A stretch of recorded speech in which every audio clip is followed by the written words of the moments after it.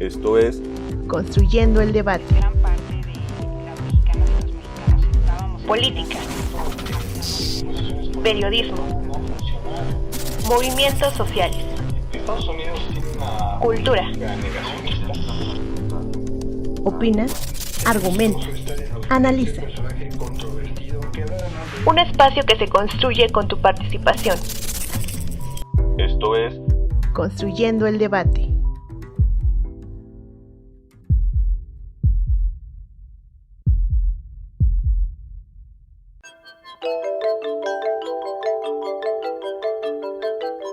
El artículo 130 de la Constitución Política de los Estados Unidos Mexicanos establece que el Estado mexicano es laico, con el fin de garantizar la libertad de conciencia individual de todos los ciudadanos. En los últimos meses, la Conferencia del Episcopado Mexicano, por sus siglas CEM, ha expresado su descontento debido al clima de violencia que se vive en el país.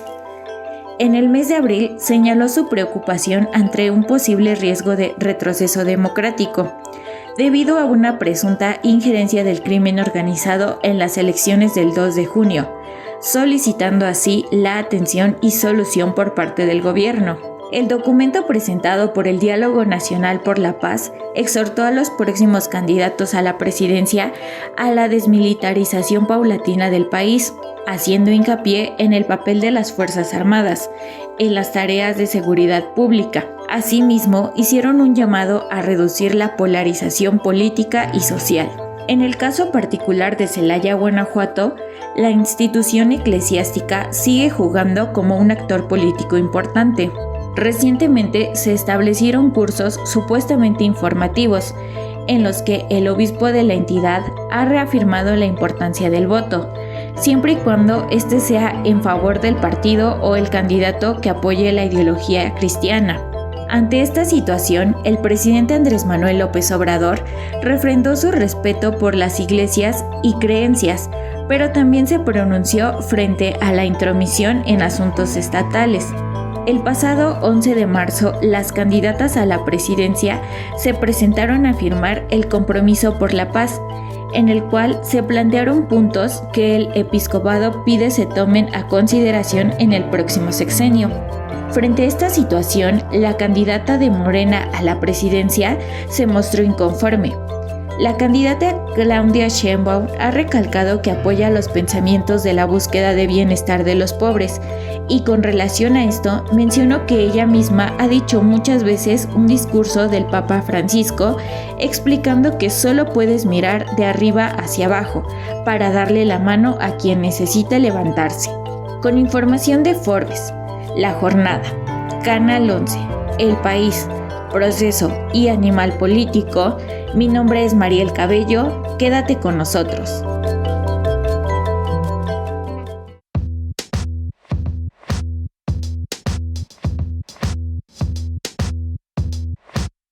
Muy buenas tardes, mi nombre es Carlos Correa y esto es Construyendo el Debate, el podcast de la Facultad de Ciencias Políticas y Sociales de la UNAM, podcast que pueden escuchar todos los lunes en punto de las 8 de la noche con nuevos temas y nuevos invitados. Si están escuchando este podcast a través de redes sociales, no olviden que este episodio, así como los anteriores, los pueden encontrar en nuestro canal de YouTube de Construyendo el Debate, así como en Spotify y en Apple Podcast. No olviden suscribirse, regalarnos un like y compartirnos con sus amigas, amigos y familiares. También nos pueden seguir en redes sociales. En Facebook nos encuentran como Construyendo el Debate y en Instagram como Construyendo_Debate. En el episodio de esta noche hablaremos sobre Estado laico y religión, secularización en México. Y para ello entrevistamos a la doctora Pauline Capdeville. Ella es licenciada en Derecho por la Universidad Toulouse-Première-Capitole. Cuenta con una maestría y doctorado en Derecho Público por la Universidad Aix-Marseille, esto en Francia, y con estudios postdoctorales en el Instituto de Investigaciones Jurídicas de la UNAM. Es miembro del Sistema Nacional de Investigadores Nivel 1 y coordina el Diplomado en Bioética, Salud y Bioderecho en el Instituto de Investigaciones Jurídicas y es profesora de asignatura en nuestra facultad. Sus líneas de investigación son Derechos Humanos, Estado laico, Bioética, Libre desarrollo de la personalidad y derechos sexuales y reproductivos. Doctora Pauline Capdeville, es un gusto tenerla esta noche. Muy buenas noches. Estimado Carlos Correa, muchísimas gracias por esta invitación y pues saludos a todas las personas que nos están siguiendo. Para comenzar esta entrevista, doctora, le voy a hacer la siguiente pregunta. ¿Qué repercusión tiene la participación de la Iglesia en los procesos electorales en términos de libertad de conciencia individual y el respeto a la ley? Bueno, pues lo primero que quisiera decir es que históricamente existió una gran preocupación en México respecto a la participación del clero en la política. Y efectivamente no era un asunto menor. La expulsión de la Iglesia Católica de la esfera política ha sido una condición indispensable en México para la consolidación de un Estado verdaderamente soberano frente a la Iglesia Católica que tenía un enorme poder, no solamente a nivel ideológico y económico, sino también político. Entonces, como se sabe, en la segunda mitad del siglo XIX se establece un régimen de laicidad en el marco de las leyes de reformas, en el marco de este poder, este gobierno liberal liderado por Benito Juárez. Y entonces esta política de laicización tenía pues este objetivo político de poder permitir el despliegue de este Estado moderno mexicano, y a la vez tenía como otro objetivo que era también pues su dimensión ética, que era pues asegurar un régimen de libertades a todos los mexicanos, ¿no? En particular mediante la libertad de conciencia y de religión, que es lo que tenemos en mente en primer lugar cuando hablamos de laicidad, ¿no? Hay que recordar que pues para la población no católica en México en aquellos tiempos pues no había reconocimiento legal, porque precisamente era la Iglesia Católica que estaba pues a cargo de todas estas tareas de registro civil. También iba en un mismo sentido, ¿no? El reconocimiento de la igualdad de todas las mexicanas y los mexicanos ante la ley, pues más allá de su adscripción religiosa, y también otras libertades que desde luego me parecen fundamentales pues en el marco de pues un régimen democrático, que son pues lo que tiene que ver con libertades políticas, que es ejercer un voto libre, informado, reflexivo, libre de coacciones, ya sean físicas o simbólicas. Pues claramente estas libertades políticas era muy importante en el ideario liberal, porque pues se trataba de fortalecer una ciudadanía mexicana que pues pudiera respaldar pues este nuevo proyecto de sociedad basado entonces pues en el reconocimiento de las libertades del pueblo mexicano. Y pues como sabemos históricamente vamos a retomar, pues vamos a ir consolidando en México pues marco de laicidad que surge entonces en las leyes de reformas. Ya después estas leyes van a pues alcanzar un alcance constitucional y van a ser retomados en la Constitución de 1917, pero ahora sí con una dimensión pues tal vez más combativa, ¿no? de laicidad. Pero lo que se seguía buscando era claramente de pues alejar, de pues expulsar a la Iglesia Católica de la vida democrática de la nación. Y en el marco de la Revolución Mexicana se trataba, entre comillas, de castigar la Iglesia Católica, que pues había sido del lado de la reacción durante este proceso revolucionario. Y entonces pues se van a adoptar medidas muy severas contra la Iglesia católica, ¿no? Ya sabemos después que a partir de 1992 se dan una serie de reformas modernizadoras al Estado mexicano, y en particular pues se apacigua esta relación conflictiva entre el Estado y la Iglesia católica. Pero lo cierto es que hoy en día seguimos teniendo tal vez la legislación más robusta del mundo respecto a la laicidad. Tenemos este artículo 130 de la Constitución que garantiza o que plasma este principio histórico de separación entre el Estado y las iglesias, como pues afirma el texto constitucional. Y entonces efectivamente, ¿no?, se liberalizó este marco intransigente de la laicidad, pero lo que se sigue buscando es evitar la manipulación de los sentimientos religiosos de la ciudadanía mexicana. Y pues claramente son medidas, disposiciones que siguen teniendo una gran relevancia hoy en día, porque pues México es un país religioso,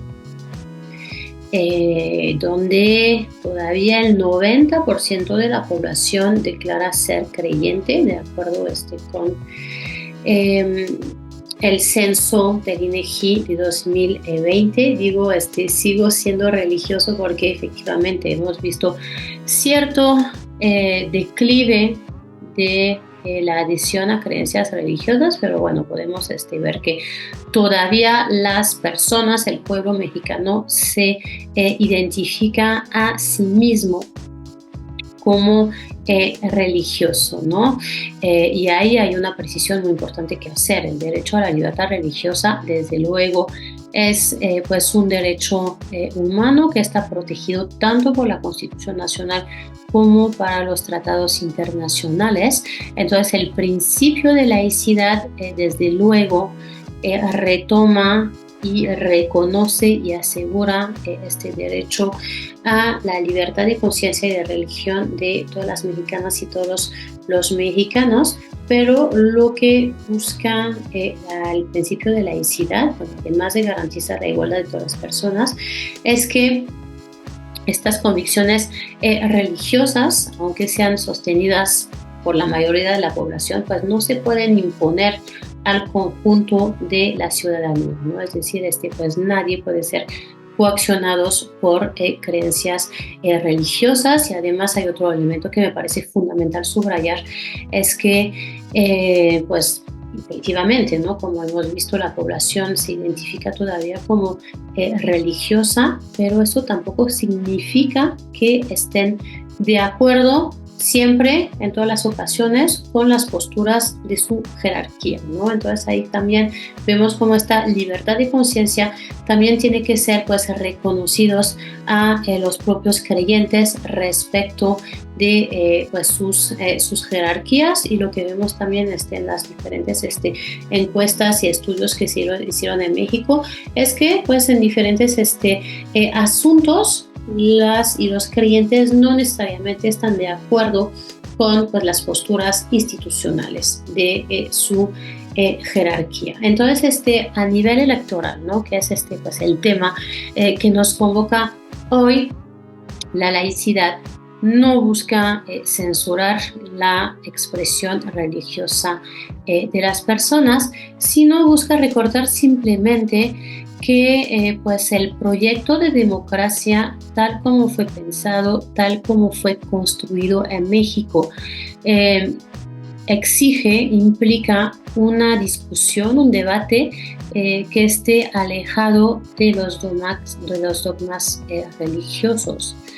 Y que pues este debate democrático en México más bien ha de basarse en razones seculares que puedan ser entendidos para todas las personas, ya sean creyentes o no creyentes, ¿no? Entonces, una discusión basada en argumentos políticos, y además creo que estos argumentos tienen que ser orientados a la inclusión de todas las personas más allá de sus adscripciones religiosas, y que estas razones pues tienen que abogar al bienestar de la ciudadanía, ¿no? Entonces, la idea es que debate democrático no sea contaminado, entre comillas, por argumentos de autoridad, amenazas espirituales.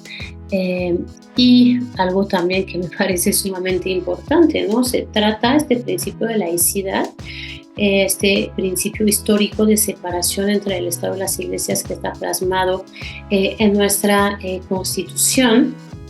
Busca también contener las pulsiones de lo político, de buscar capitalizar votos mediante afectos religiosos de la población, ¿no? Entonces tenemos como dos fenómenos convergentes. Por un lado, cierta politización de las instituciones religiosas en México, ¿no? Que es algo no reciente, pues en el sentido que siempre existió, ¿no? Y que fue precisamente por esto que se pues decidieron aplicar, construir este marco de laicidad en México, pero lo que vemos es que durante la mayor parte del siglo XX se había logrado, digamos, expulsar a lo clerical, a lo confesional, a lo religioso de la esfera pública, pero a partir de la década de los 2000 pues vamos a ver como un fenómeno de desprivatización, como dice el profesor Casanova, de lo religioso. Entonces, pues lo que tenemos que lidiar es con eso también, ¿no? Como una cierta recolonización de lo religioso en la esfera pública. Y por el otro lado, fenómeno convergente es que también lo que vemos es que pues, los políticos suelen pues, buscar pues este voto religioso durante las elecciones, o al menos no quieren perderlo, ¿no?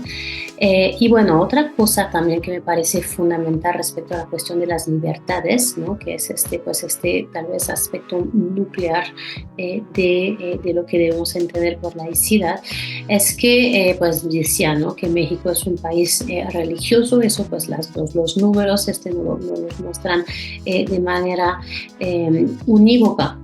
Pero por el otro lado, pues no significa que México sea un país uniforme. Y lo que vemos es cada vez más pluralismo religioso en el país, ¿no? Lo vemos desde los años 50, 60, este movimiento de pluralización religiosa en México, especialmente con pues el auge de las iglesias evangélicas, no solamente en México, sino en toda la región. Y de hecho podemos ver que pues México ha resistido bastante bien, ¿no? Hasta cierto punto respecto pues de esta diversidad religiosa, pero también existe, hay que tomarla en cuenta, ¿no? Y de hecho pues retomando el rubro de la pregunta sobre la participación de la iglesia, creo que es muy importante hablar más bien de las iglesias en plural y mostrar que también pues se ha complejizado, ¿no? Campo religioso en México, con pues sus consecuencias también a nivel político, ¿no?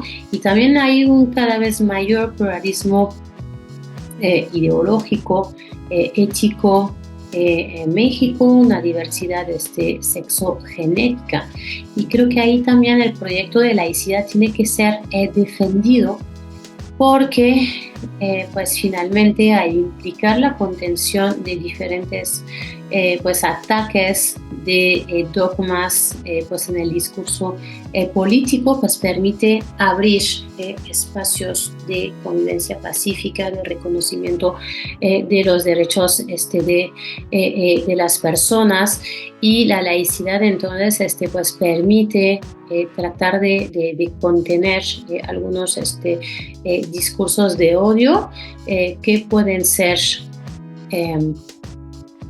impulsado desde pues, algunos grupos religiosos, ¿no? Entonces, claramente, y es un aspecto fundamental de los estudios sobre laicidad hoy en día, es mostrar que pues es un recurso que es indispensable para garantizar los derechos de todas las personas, ¿no? Porque pues, este principio central de antidogmatismo permite, pues primero, pues evacuar estos argumentos de autoridad y por lo tanto de desplegar como estas buenas razones para hacer hincapié en la igualdad de todas las personas. Muchas gracias por su respuesta, doctora. Aquí vamos a hacer un pequeño corte, vamos a escuchar nuestra cápsula en el librero y regresamos. En el librero. Cápsula con la información y reseña de las últimas publicaciones de la Facultad de Ciencias Políticas y Sociales de la UNAM.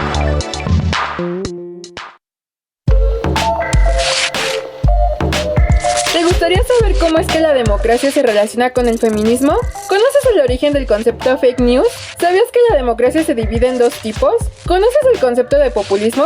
Si te interesan estos temas, te invitamos a leer el libro Categorías Políticas de la Democracia, ante un mundo de cambio, coordinado por Pablo Armando González Ulloa Aguirre y Osmar Cervantes González. En el capítulo Autoritarismo Electoral, el autor Juan Carlos Hernández Moreno explica que hay distintas formas de organización, las cuales se pueden identificar por el número de personas que se encuentran al frente del gobierno, o bien por los medios que se utilizan para alcanzar el poder. Destaca la importancia de ambas clasificaciones para demostrar el lugar que ocupan las instituciones. El ejercicio de las elecciones es un claro ejemplo de democracia, puesto que plantea la búsqueda de la igualdad entre la ciudadanía al darles la oportunidad de dar su opinión de manera libre sobre quiénes serán los nuevos gobernantes. En contraste, el autoritarismo se rige por la desigualdad en el poder y la competencia para llegar al gobierno que no existe.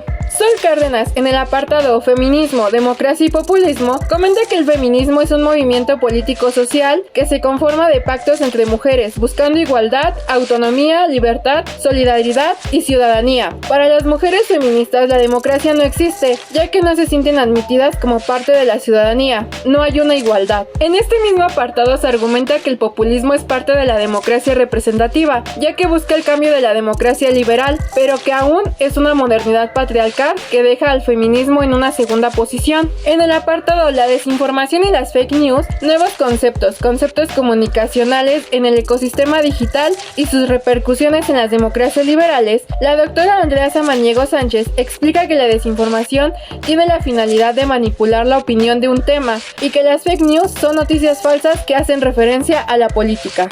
Explica los diversos procesos para la desinformación, los cuales se clasifican en rumores, que son mensajes no autorizados, los engaños o falsedades que al final se desmienten, y las leyendas urbanas, que se expanden por los datos que las personas van agregando. Recuerda que puedes adquirir esta publicación en el Departamento de Publicaciones de la Facultad, ubicada en el edificio G, planta baja, o en la librería de la Facultad, ubicada en la planta baja del edificio C, a un costado de la cafetería, o también puedes escribir al correo electrónico suscripciones@políticas.unam.mx para mayores informes de esta y otras publicaciones de tu interés. Mi nombre es Jacqueline Cuevas, hasta la próxima.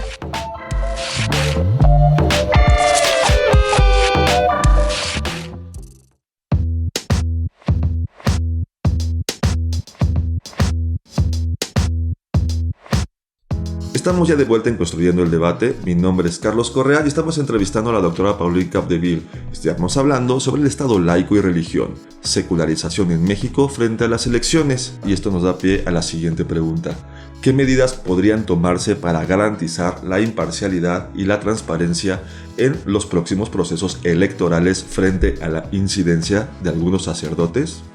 Como mencionaba, tenemos en México uno de los marcos jurídicos más robustos en materia de laicidad y en particular respecto a la legislación electoral, ¿no? Incluso países como Francia, que conozco bien, no existe pues tantas disposiciones en la materia, ni mucho menos. En México tenemos básicamente dos tipos de restricciones que tenían que ver con lo que mencionaba hace un momento, ¿no? por un lado, pues esta tendencia de las iglesias a meterse en los procesos electorales y por el otro lado también esta pulsión, este fenómeno de que lo político ha buscado tradicionalmente también acercarse a elementos religiosos para capitalizar votos. Y eso lo vemos especialmente en Latinoamérica. Y lo que vemos es que cuando de cierta manera se erosionan los fundamentos democráticos de una sociedad, cuando pues estas promesas de la democracia, de más libertades, de mayor bienestar no están cumplidos, lo que vemos por el otro lado entonces es esta tendencia de lo político a recurrir a pues esta activación de la narrativa religiosa, ¿no? Un gran ejemplo de eso fue durante la crisis sanitaria del COVID-19, cuando pues veíamos gobiernos impotentes frente a la amplitud de la crisis. Hemos visto cómo de repente se desarrollaba pues todos estos relatos, narrativas religiosas, pues se decretaron incluso días de ayunos en algunos países, se pasearon las vírgenes por el cielo, por helicóptero, etcétera, etcétera, ¿no? Entonces en México, pues para evitar tratar de contener estos dos fenómenos convergentes, tenemos, como mencionaba, dos tipos de disposiciones. En primer lugar, entonces, restricciones a ministros del culto y en particular en la propia Constitución y diferentes leyes secundarias, la prohibición de criticar las leyes fundamentales del país, ¿no? De criticar las instituciones. La prohibición, súper importante, de llamar a votar por un partido y un candidato, que pues esta restricción tal vez es donde puede haber más vulneraciones, más violaciones.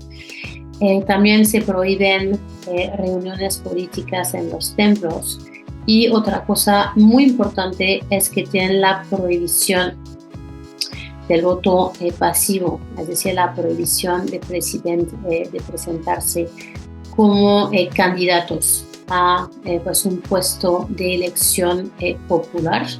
Y entonces para ser candidatos no es una prohibición absoluta, pero dependiendo de los puestos, ¿no? Pero normalmente son 5 años de haberse separado formalmente de su ministerio, ¿no? Y por el otro lado, pues tenemos las restricciones a personas candidatas, servidores públicos, de utilizar propaganda religiosa, ¿no? Fragmentos de Biblia, por ejemplo, imágenes de símbolos religiosos, etcétera, etcétera, ¿no? También tienen la prohibición, especialmente para los funcionarios públicos, de asistir con carácter público a actos del culto, es decir, de participar en una misa, por ejemplo, en su carácter de servidor público. También tenemos en México la prohibición de los partidos políticos de tener nombres alusivos a pues un credo religioso, ¿no? Y eso es un buen ejemplo precisamente de cómo pues siempre estas disposiciones tratan de pues ser evitadas, ¿no? Pues tanto por los partidos políticos como las propias instituciones religiosas. Y pienso, por ejemplo, a Morena, ¿no? Que tiene cierta alusión religiosa, la Virgen de Guadalupe, la Virgen Morena, incluso también el PES, el Partido Encuentro Social, posteriormente el Partido Solidario, que también hace referencia pues al pez como este símbolo cristiano. Entonces siempre estamos como en esta especie de zona gris, pues donde finalmente se van a llevar a cabo pues ciertos actos que pueden ser como discutibles, ¿no? Desde el espíritu de la laicidad, pero que finalmente no vulneran abiertamente ninguna disposición. Un buen ejemplo de eso es esta plataforma para la paz, ¿no? Que fue elaborado por la Iglesia Católica, y lo que hizo la Iglesia Católica fue pues convocar a las candidatas y el candidato pues a venir a firmar el texto, ¿no? Eso claramente no es algo que viole abiertamente las disposiciones del marco jurídico mexicano, pues sin embargo es sumamente cuestionable, ¿no? Desde este ideal de laicidad. Y ahí vemos también posiblemente como la Iglesia Católica está buscando recuperar este terreno que había perdido durante pues, el sexenio que se está por terminar, que al menos en un primer momento estaba,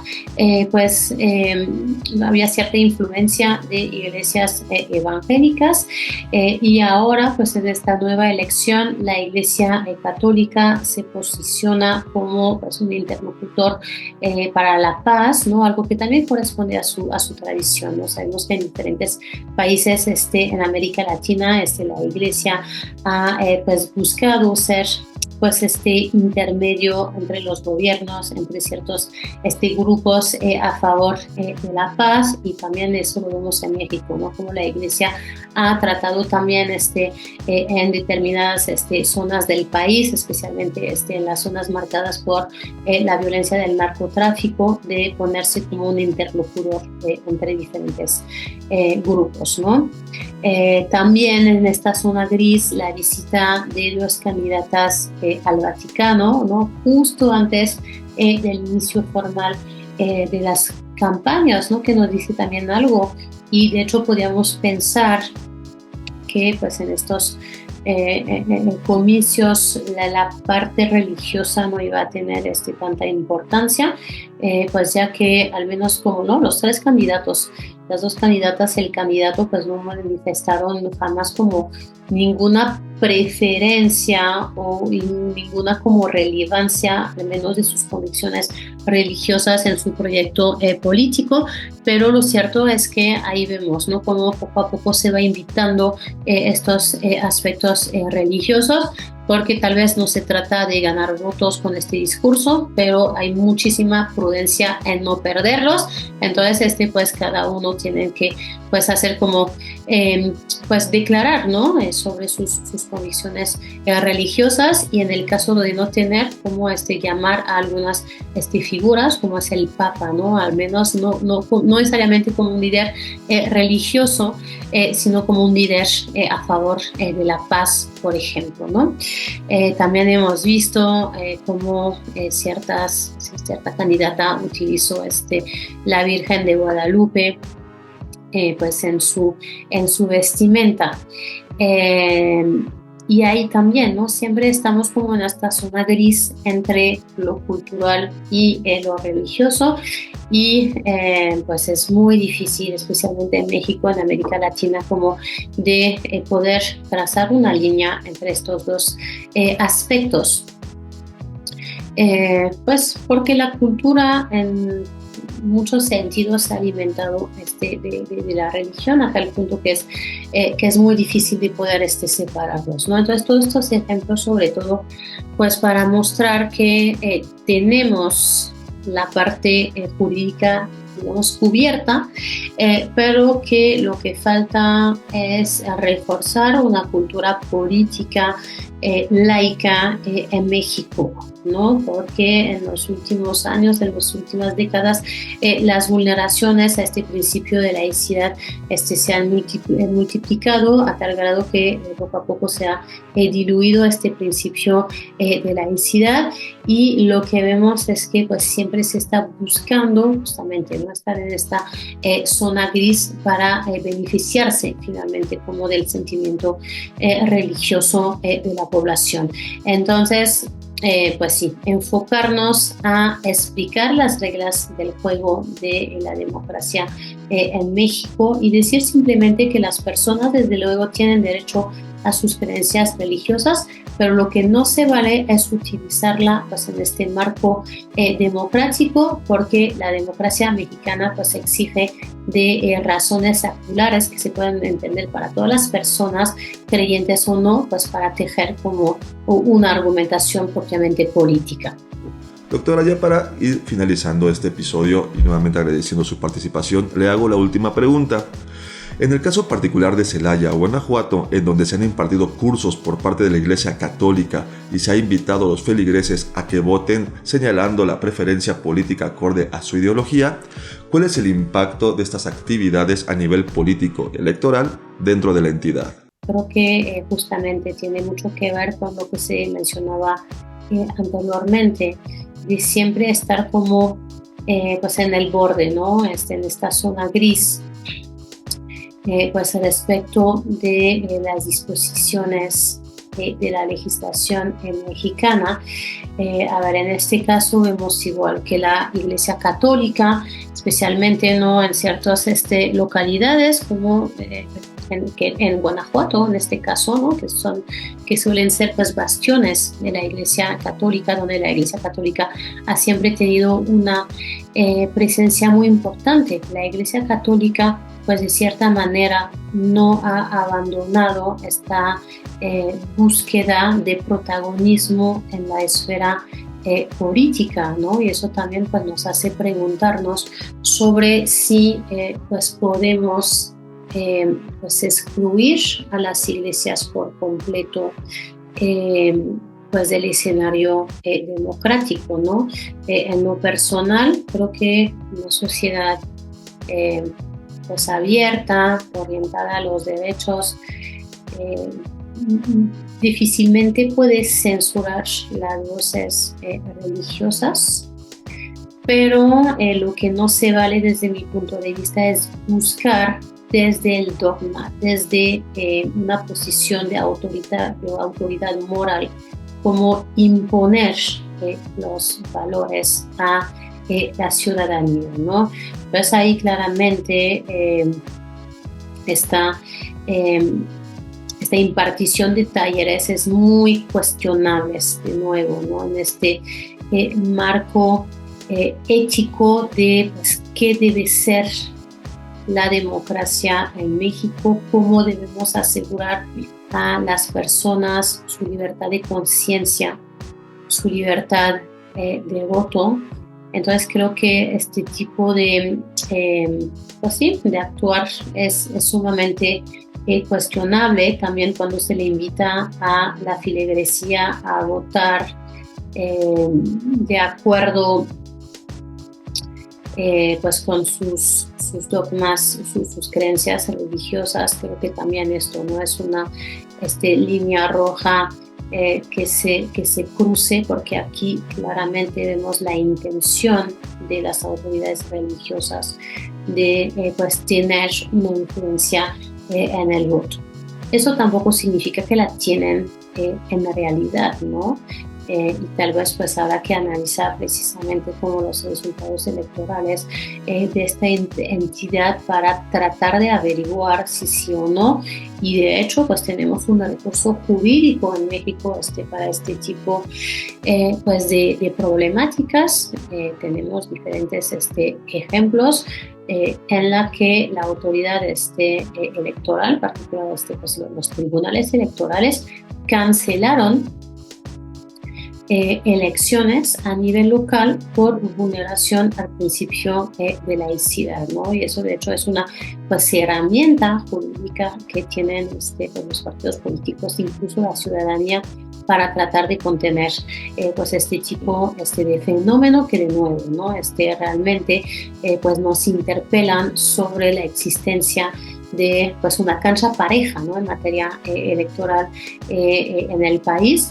Sin embargo, también lo que hemos visto desde la experiencia es que en muchísimos casos cuando se cancela la elección, primero desensitiva muchísimo pues la participación política pues cuando se vuelven a ejercer el derecho a votar, y en muchos casos también pues se suele pues tener el mismo resultado, ¿no? Entonces, nada más para concluir, creo que podemos aceptar algunas voces religiosas dentro del proceso electoral cuando se utilizan argumentos seculares, cuando se habla de tal vez temas de interés público, pero pues se tienen que aceptar las reglas del juego democrático, y estas reglas del juego democrático pues tienen que ver con una horizontalidad, una igualdad de todas las voces y de todos los argumentos en este ejercicio de deliberación pública. Cuando las iglesias pretenden, con prácticas cuestionables desde el punto de vista de la ley, de incidir en las elecciones, ahí creo que pues claramente tiene que haber consecuencias jurídicas. Doctora Pauline Capdeville, nuevamente le agradezco que haya aceptado nuestra invitación y esperamos tenerla pronto en otro episodio de Construyendo el Debate. Y también agradezco a nuestros escuchas por haber llegado hasta este punto. Pues muchísimas gracias, estimado Carlos Correa. Ha sido pues un placer participar, y pues muchas gracias también por estas preguntas tan interesantes. Hasta luego. Recuerden que nos pueden seguir vía Facebook como Construyendo el Debate, así como en Instagram, que nos encuentran como Construyendo-Debate, y que pueden escuchar los episodios pasados en nuestro canal de YouTube, en Spotify, así como en Apple Podcast. Y también nos encuentran en la página Cultura con Polacas, que pueden acceder a ella a través del sitio web oficial de nuestra facultad. Si les gustó este programa, denos un like, compártanos con sus amigas, amigos, familiares, suscríbanse y no olviden dejarnos un comentario. Este podcast es producido por la Coordinación de Extensión Universitaria de la Facultad de Ciencias Políticas y Sociales de la UNAM, a cargo de la maestra María Auxiliadora Sánchez Fernández. En la producción, su servidor, Carlos Correa. Asistentes de producción, Sofía Gamboa y Mariel Cabello. En la producción de las cápsulas informativas, Montserrat Bautista y Cecia Rosas. Edición y ensamble, Sofía Gamboa. Diseño e imagen, Ángel Alemán y Sofía Gamboa. Se despide de ustedes Carlos Correa Escajadillo. Que tengan una excelente noche y buen inicio de semana.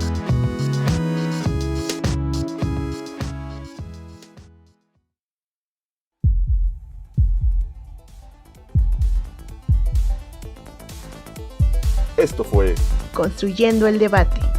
Pues gran parte de la mexicana política, estábamos esperando esto hacia periodismo,